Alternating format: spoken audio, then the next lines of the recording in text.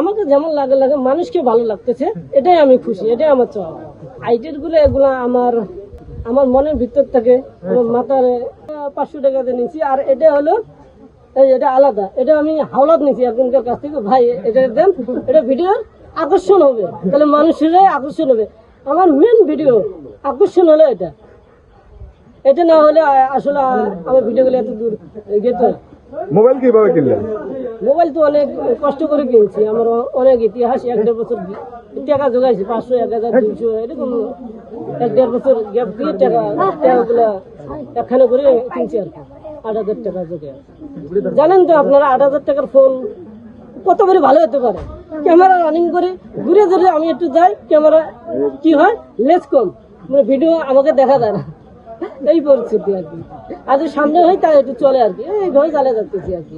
বললাম তো আমি একদম মূর্খ লোক, আমি পড়াশোনা নাই, এটা আমার মনের আবেগে, মনের ভিতর থেকে আমি এগুলা একটা ভিডিও শুধু করছি, দেখি এটা মানুষের চয়েসে লাগিয়ে গেছে, এই জন্য পরে আর একটা করলাম, এইভাবে আর কি 2-4টে করলাম আর কি। আসলে আমার পারিবারিক ব্যাপার বলতেও অনেক খারাপ যায় আর কি। আমার পারিবারিক ব্যাপারে আমি 4-5 জন লোক চালাই একাই। আমি মূর্খ লোক, একটা জানেন তো মূর্খ লোক একটা বাংলাদেশে কত টাকা ইনকাম করতে পারে। আমি এই টাকা দিয়ে আমি পুরা 4-5 জন লোক দিয়ে আমি একটা সংসার সাজাই, একটা সংসার চালাই। আসলে মাস শেষে আমার যে ঢাকায় বিল্ডিং করাশনে রড মিস্ত্রির কাজ করি আমি, সেটা পকেটে আমার 10 টাকা থাকে না, হিসেব করে দেখি। ছোট বোন একটা পড়াশোনা করে প্রাইভেট পড়াই, এখন চপ হয়। এখন আমি তো ভাইরাল হওয়ার আগের দিন ঢাকা যাইতে এসেছিলাম, পকেটে টাকা পয়সা নাই, আবার চাল ডাল কিনতে হবে। এখন ভাইরাল হয়ে গেছে, এখন আমাদের গ্রামে পার্শ্ববর্তী গ্রামের লোক, এলাকার লোক সবাই বলে আর 2টা দিন দেখ, আর 2টা দিন দেখতে দেখতে যদি আমার বাড়িতে ভাত না থাকে, তাহলে আমি আর 2টা দিন কি দেখবো?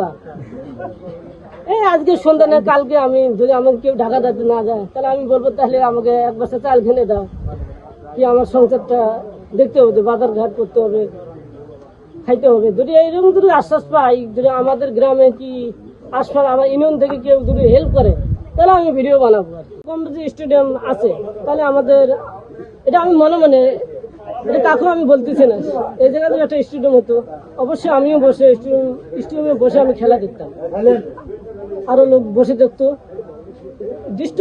স্টেডিয়ামের যে লোকগুলো, মানে পরিবেশ অনেক ভালো দেখা যেত।